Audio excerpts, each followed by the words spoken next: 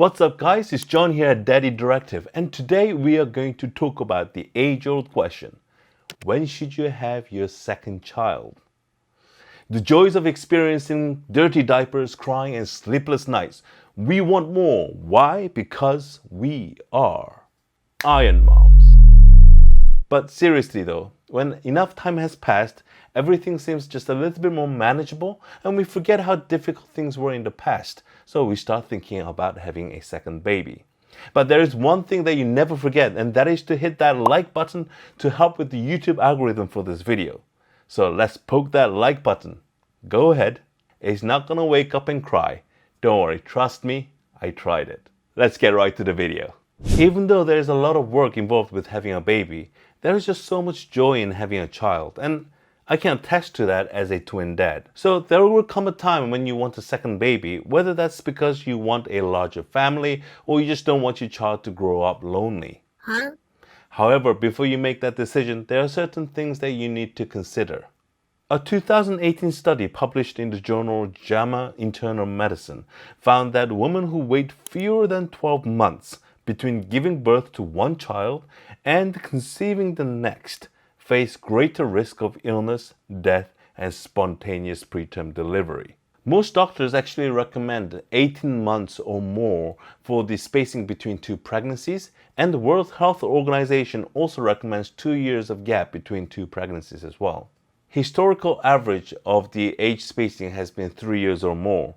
And this less than 3 years of gapping is more of a modern phenomena when the invention of bottle was introduced. Because in the old days, when you were breastfeeding, the body made it that much more difficult to conceive a second baby. But sometimes you can't always just plan for the pregnancies, and this joyous news sometimes hits you when you least expect it.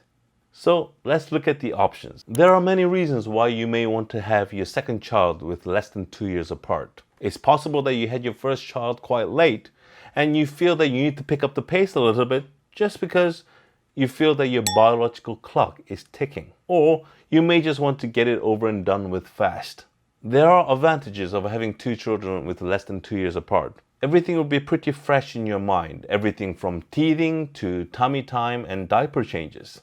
But it does mean that your children are more likely to grow up fighting a little bit more with each other just because they are so close in age. That is not necessarily a bad thing, because when they are spending so much time together and have that rivalry going on from the very beginning, it does form more of an intimate connection between the two children. So although it may be tough at the beginning, they actually may form a much more intimate bond by the time when they grow into adulthood. And the added bonus is that the kids entertain each other.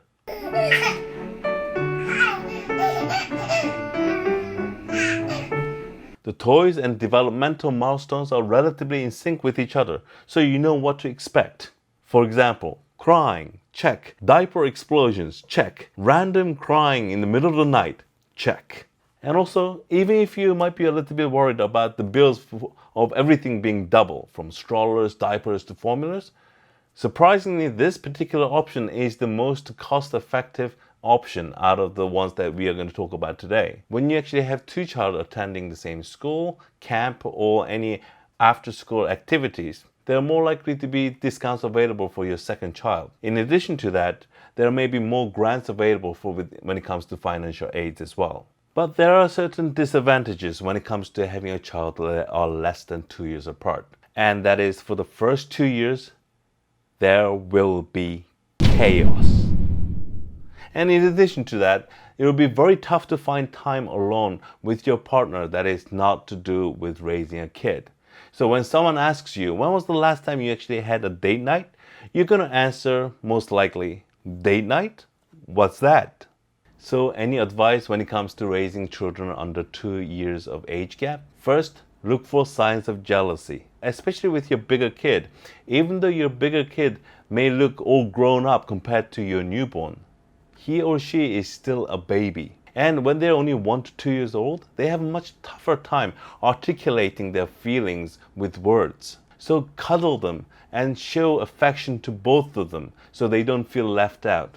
And ask for help, whether that be with your partner or family members or parents, because it's not a sprint, It's a marathon and you don't want to wear yourself out. Age gap of 2 to 4 years may actually provide a little bit more sanity for the parents, because by this stage your older child would have grown up enough that he would have gone to a preschool, and this would allow more individual time with your newborn and your first child individually. But at the same time, because the age difference is not so great, they would still share a similar interest, and that the older child will naturally fall into the role of a mentor. In addition to that, for the parents, it might actually work out better for you career-wise as well, so that you're not away from the workforce for such an extended period of time that you will forget how to use a spreadsheet. However, if you want to wait until all your children are into preschool before you return to work, you may want to go with the initial option of having the children with the last gap in between.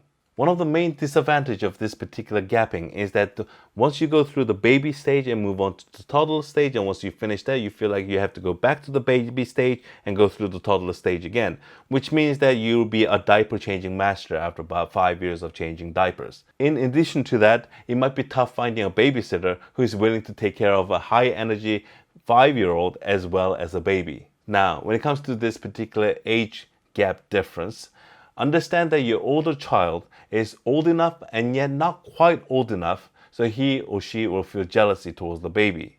So when you keep on constantly telling him no, he will start to feel that mom and dad always sides with the baby. So focus on creating empathy and connection with your first child with your younger child, and allow him to help with taking care of the baby, because that will boost his self-esteem and make him feel like an important part of the family member. Just as it would boost my self-esteem within this YouTube family if you hit that like button. Now, if you have your second child that is more than 5 years apart, they each get to be the only child with plenty of attention while getting the benefits of a sibling companionship. The parents by this stage would have leveled up enough so much as a parent, and all the skills that is required as a parent should come quite naturally. And the older child would be at this point much more mature and old enough to actually provide a lot of help. And the rivalry between the sibling is less likely when one is so far more in advance than the other. The rivalry really only forms when you feel that you can really beat the other person. And the younger kid will also have access to a very sophisticated mentor compared to the other two options. So they are more likely to pick up and learn a lot faster. The disadvantage with this particular option is that because you've been out of the newborn game so much, that you may actually feel like you're starting everything from scratch again. And very different kind of attention is needed for each child. Imagine that you have to go to the little league for baseball or hockey for your older child while taking care and entertaining the toddler while attending those games. And by this stage, forget jealousy. Your firstborn child will be downright bitter that there is a second child that's in the family now, because they've been used to being the only child for so long that they're not used to sharing that love and attention. So what you really need to do with this particular case is that you need to really prepare your first child during the 9 months of pregnancy and just lead him through all the good and the advantages of having a younger brother or sister. And when the baby finally arrives, the baby will get plenty of spotlight. So make sure that you give some attention to your first child as well and acknowledge his feeling of somewhat of a betrayal by their parents. So it is crucial that you encourage a bond between your oldest and the younger child, because from the oldest perspective, the younger child is someone who is just taking away all their love and attention. Whatever you decide, there is no perfect time for a second child. But also remember, there is no perfect parent. All you can do is love them as much as you can and hope for the best. Guys, I hope you enjoyed that. And if you did, please hit that like button and subscribe for more videos like this in the future. I post on Mondays and Thursdays with tips and information with the hopes that I can help other parents and expecting parents out there.